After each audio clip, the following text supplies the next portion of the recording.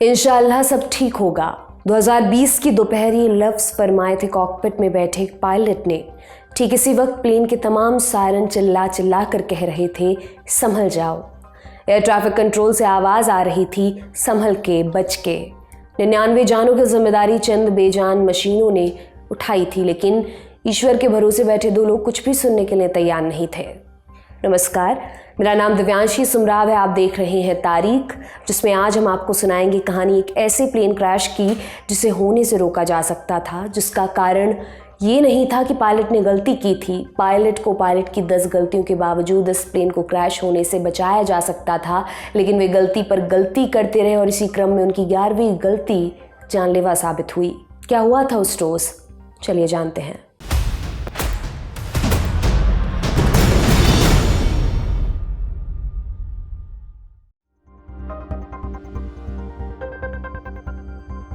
Bank of Punjab के president Zafar Masood अच्छे mood में थे। बड़े दिनों बाद कराची जा रहे थे। प्लेन में उन्हें विंडो सीट मिली थी। 2 दिन बाद ईद थी, इसलिए पूरे प्लेन में खुशी का माहौल था। इधर जफर भी ईद के ख्यालों में थे कि तभी उन्हें पता चला उनकी सीट बदल गई है। उन्हें विंडो सीट से आयल वाली सीट में शिफ्ट कर दिया गया। इधर प्लेन ने उड़ान भरी और कुछ ही देर में खिड़की से नीचे पूरा लाहौर दिखने लगा। कराची तक का सफ़र महज 1.5 घंटे लंबा था, जैसा आमतौर पर होता है। फ्लाइट के दौरान कुछ दिक्कतें भी आईं, लेकिन कुल मिलाकर सफ़र लगभग पूरा हो गया था। लगभग इसलिए कहा क्योंकि सफ़र का आखिरी हिस्सा अभी बाकी था। कराची से 10 मिनट पहले प्लेन में लैंडिंग की तैयारी शुरू हुई। प्लेन की चोंच नीचे की तरफ झुकी और वो कराची एयरपोर्ट पर लैंडिंग के लिए उतरने लगा। जफर भी प्लेन से उतरने के लिए तैयार हो ही रहे थे कि अचानक उन्हें एक अजीब नज़ारा दिखाई दिया। प्लेन रनवे पर उतरा और फिर अचानक दोबारा टेक ऑफ कर गया। किसी को कुछ समझ आता उससे पहले ही प्लेन जोरों से हिलने लगा। लोगों ने बाहर देखा तो इंजन से धुआं सा निकल रहा था। अलार्म की आवाज़ अलग सुनाई दे रही थी। सभी को अंदाज़ा हो गया कि कुछ गड़बड़ हुई है। जफ़र को अंदेशा हुआ कि प्लेन क्रैश भी कर सकता है। उन्होंने अपनी आंखें बंद कर लीं।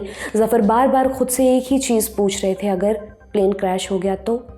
खुद को ज़्यादा धार्मिक ना मानने वाले जफ़र को उस रोज़ अपने मन से एक आवाज़ सुनाई दी, मैं बच जाऊंगा।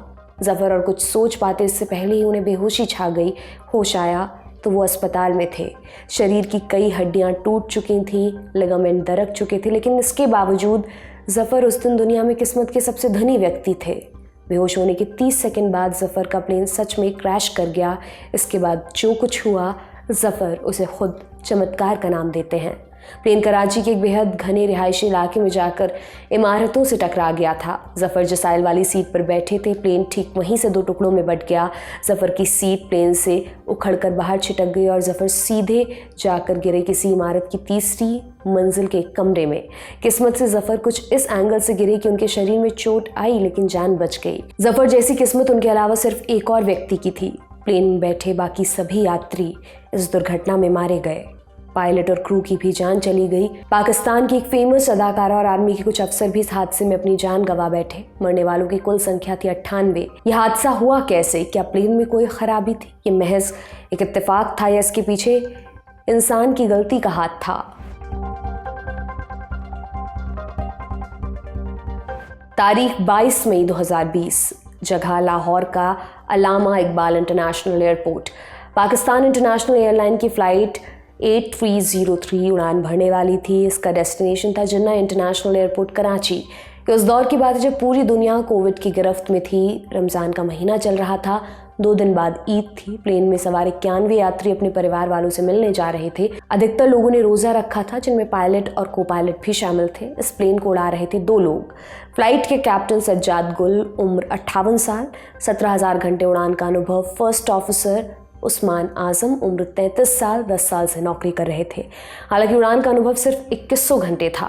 एक खास बात और, प्लेन उस रोज़ उस्मान आज़म को उड़ाना था, जबकि कप्तान सज्जाद गुल को उन्हें मॉनिटर करना था। दोपहर 1:05 पर प्लेन ने टेक ऑफ किया।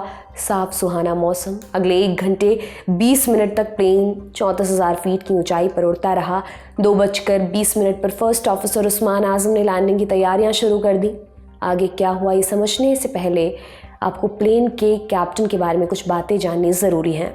कैप्टन सज्जाद गुल पिछले 24 साल से पाकिस्तान इंटरनेशनल एयरलाइन के लिए काम कर रहे थे। 1996 में उन्होंने पहली बार पायलट के लाइसेंस के लिए अप्लाई किया, लेकिन साइकोलॉजिकल इवैल्यूएशन में वो फेल हो गए।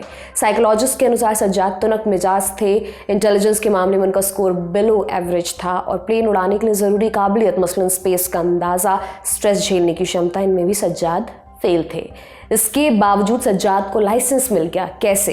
हुआ ये कि सज्जाद ने दूसरे साइकोलॉजिस्ट से सेकंड ओपिनियन लिया। इसके बाद 4 और साइकोलॉजिस्ट के पास गए, इनमें 3 ब्रिटेन से थे। सबने सज्जाद को क्लियरेंस दे दिया। इसके बाद सज्जाद ने दोबारा लाइसेंस के लिए अप्लाई किया। हालांकि सरकार ये नियम बना चुकी थी कि एक बार फेल होने पर दोबारा कंसिडर नहीं किया जाएगा। इसके बावजूद सज्जाद को लाइसेंस मिल गया, क्योंकि सज्जाद का मामला नया नियम लागू होने से पहले का था। अब देखिए, लाहौर से कराची जा रही उस फ्लाइट में क्या हुआ। प्लेन कराची से कुछ दूर था, इतना दूर की लैंडिंग की तैयारी शुरू हो जानी चाहिए थी। लैंडिंग का गणित अपने आप में काफ़ी पेचीदा है, लेकिन कुछ सिंपल चीज़ें बताते हैं आपको। मान लीजिए आप पायलट हैं, प्लेन लैंड किया जाना है, तो उस दौरान कुछ बेसिक चीज़ों का ध्यान आपको रखना होगा। प्लेन रनवे से कितना दूर है, प्लेन की हाइट कितनी है और प्लेन की स्पीड कितनी है। इन आंकड़ों के हिसाब से तय होता है कि प्लेन कितनी दूरी से नीचे की तरफ मुड़ेगा और कितनी स्पीड से नीचे आएगा। ये सारा काम प्लेन में मौजूद कंप्यूटर करता है, जबकि एयर ट्रैफिक कंट्रोलर इस काम में पायलट की मदद करता है। सही लैंडिंग के लिए ज़रूरी है पायलट और कंट्रोलर के बीच सही तालमेल हो। ATC के बताए अनुसार कुछ आंकड़े कंप्यूटर में फीड करने होते हैं, ताकि कंप्यूटर फ्लाइट पाथ, नीचे उतरने की दर यानी डिसेंट रेट आदि कैलकुलेट कर सके। हालांकि सब कुछ सही होने पर भी हो सकता है कि लैंडिंग में कोई गड़बड़ी आ जाए, इसलिए ये भी बहुत ज़रूरी है कि पायलट और को पायलट लैंडिंग से पहले आपस में सूचनाएं साझा करें। ये डिस्कस करें कि लैंडिंग में क्या दिक्कत हो सकती है और दिक्कत होने की स्थिति में क्या कदम उठाए जाएं। ये सब लैंडिंग से पहले डिस्कस करना होता है, लेकिन उस रोज़ ऐसा नहीं हुआ। क्या हुआ? कैप्टन सज्जाद गुल और फर्स्ट ऑफिसर उस्मान आजम आपस में इधर उधर की बातें करते रहे। नतीजा हुआ कि रनवे से पहले साबिन नाम के पॉइंट पर प्लेन 8,900 फीट पर था, जबकि सही लैंडिंग के लिए इस पॉइंट पर प्लेन ज़्यादा से ज़्यादा 5,000 फीट की ऊंचाई पर होना चाहिए था। ऐसी स्थिति में प्लेन एक होल्डिंग पैटर्न में उड़ान भर के सही ऊंचाई पर पहुंच सकता था। होल्डिंग पैटर्न मतलब एक राउंड चक्कर लगाना। इस तरह धीरे धीरे नीचे आ सकता था, लेकिन फ्लाइट 8303 के कैप्टन और फर्स्ट ऑफिसर इस बात से गाफिल रहे। उल्टा कैप्टन ने प्लेन के रेडियो को गलत फ्रीक्वेंसी पर ट्यून कर दिया। ATC ने 7 बार कॉल करने की कोशिश की, लेकिन कोई रिस्पॉन्स नहीं मिला। इसके बाद जब ATC ने इमरजेंसी चैनल का इस्तेमाल किया, तब जाकर वो फ्लाइट से कनेक्ट कर पाए। कंट्रोलर बार बार कहता रहा आपका प्लेन काफ़ी ज़्यादा ऊंचाई पर है, लेकिन प्लेन के अंदर कैप्टन और फर्स्ट ऑफिसर अति आत्मविश्वास से लबरेज थे। फर्स्ट ऑफिसर ने जवाब दिया, कोई दिक्कत नहीं है, इंशाअल्लाह हम सही से लैंड कर जाएंगे। इस बीच प्लेन के तमाम अलार्म्स डिस्प्ले दिखा रहे थे कि प्लेन गलत हाइट पर है, लेकिन पायलट को पायलट समझने में नाकाम रहे। कुछ देर बाद उन्हें अपनी इस गलती का एहसास हुआ, लेकिन तब तक काफ़ी देर हो चुकी थी। प्लेन 13 डिग्री के एंगल पर सीधे नीचे की ओर आ रहा था। स्पीड ज़रूरत से बहुत ज़्यादा। एयरपोर्ट से दूरी महज 12 किलोमीटर थी और प्लेन 7,000 फीट की ऊंचाई पर था, जबकि उसे 3,000 फीट पर होना था। इसी बीच अचानक कैप्टन या को पायलट में से किसी एक ने लैंडिंग गियर खोल दिया, शायद इस उम्मीद में कि इससे ड्रैग बढ़ेगा और प्लेन की स्पीड कुछ कम होगी। हालांकि कुछ फ़ायदा नहीं हुआ। इस बीच एक और नाटकीय घटना हुई। लैंडिंग से ठीक पहले लैंडिंग गियर वापस खींच लिया गया और बिना लैंडिंग गियर के प्लेन की बॉडी सीधे रनवे से टकराई। चिंगारियां निकली। प्लेन के दोनों इंजन रनवे से घिसटने लगे। स्थिति अब भी बहुत ख़राब नहीं थी। प्लेन की स्पीड काफ़ी ज़्यादा थी, लिहाजा संभव था प्लेन रनवे को क्रॉस कर जाता। लेकिन कैप्टन ने क्या किया? कैप्टन प्लेन को दोबारा ऊपर की ओर ले गया। संभवतः उन्हें लग रहा था वापस एक चक्कर लगाकर सही लैंडिंग में कामयाब हो जाएंगे, लेकिन उस रोज़ लिए हर फैसले की तरह ये फैसला भी भूल ही साबित हुआ। कैप्टन सज्जाद गुल और फर्स्ट ऑफिसर उस्मान आजम दोनों को ये पता नहीं था कि प्लेन रनवे से घिसटता हुआ गया है। इस दौरान प्लेन के इंजन घिसने से उनमें छेद हो गए थे और पूरा तेल रिस कर बाहर निकल रहा था। उधर इस बात से अनजान कैप्टन कंट्रोलर से एक बार फिर लैंडिंग के लिए मदद मांग रहे थे, जैसा कि लाजमी था। कुछ देर बाद प्लेन का एक इंजन फेल हो गया। इस बात की पायलट को कोई खबर नहीं थी। अब तक घड़ी में दोपहर के 2:40 हो चुके थे। चंद मिनटों बाद प्लेन का दूसरा इंजन भी फेल हो गया। प्लेन अब बिना इंजन के उड़ रहा था और पायलट को इस बात की कोई खबर नहीं थी। पायलट ने अपने साथी से पूछा, रनवे कहाँ है? इससे पहले कोई कुछ समझ पाता, प्लेन सीधा जाकर एक रिहायशी इलाके में क्रैश कर गया। 20 से प्लेन के 2 टुकड़े और आग लग गई। हादसे की जद में आसपास के कई घर भी आए। प्लेन में क्रू समेत 99 लोग थे, उनमें से 97 की जान चली गई। इतना ही नहीं, प्लेन जहां गिरा वहां रहने वाले एक व्यक्ति की भी मौत हुई और घायल हुए। इसके बाद सरकारी महकमा हरकत में आया। घायलों को मदद और हताहत हुए लोगों के लिए मुआवजे की घोषणा की गई। हालांकि बड़ा सवाल ये था कि गलती किसकी थी। पाकिस्तान सरकार ने प्लेन क्रैश की तहकीकात का आदेश दिया, जिसका रिजल्ट आया साल 2024 फरवरी के महीने में। तहकीकात में पता चला गलती पायलट और क्रू की थी। इतना बताकर सरकार ने अपना पल्ला झाड़ लिया। उस घटना की पूरी कहानी से पता चलता है कि गलती निस्संदेह पायलट और को पायलट की थी, लेकिन क्या सिर्फ उन्हीं की गलती थी?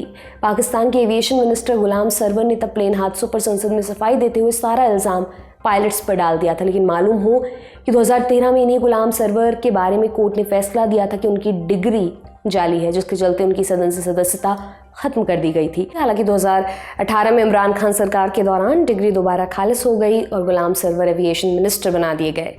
सरकार भरोसे चलने वाली जनता और भगवान भरोसे प्लेन उड़ाने वाले जब हों, अचरज की बात नहीं, तब अक्सर देश और प्लेन दोनों क्रैश हो जाते हैं और तब चमत्कार जैसी कोई चीज़ ही जान बचा पाती है, जैसा जफ़र मसूद के साथ हुआ था।